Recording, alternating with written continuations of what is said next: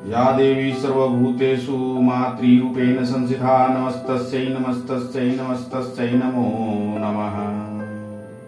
जय माता दी। आज शारदीय नवरात्र का 5वां दिन और आज के दिन मां स्कंद माता के रूप में हमें अपना रूप दर्शन करती हैं और हम उनका स्मरण करते हैं। स्कंद माता मां का नाम क्यों पड़ा? स्कंद भगवान कार्तिकेय का नाम है और कार्तिकेय मां पार्वती के पुत्र हैं। तो माता ने कार्तिकेय जी को न वरन जन्म दिया बल्कि उनकी युद्ध प्रशिक्षण भी दिया।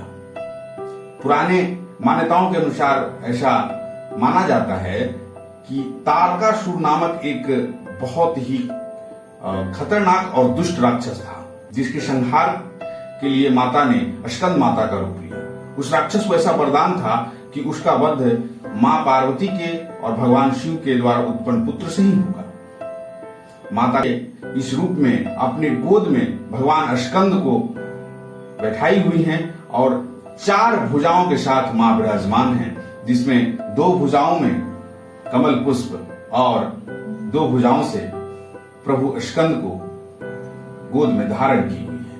मां के इस स्वरूप की कल्पना और स्मरण से हमें अल्प आयु से मुक्ति मिलती है, हमें बल प्रदान है और हमारी तमाम संकटों का निवारण होता है। जय माता।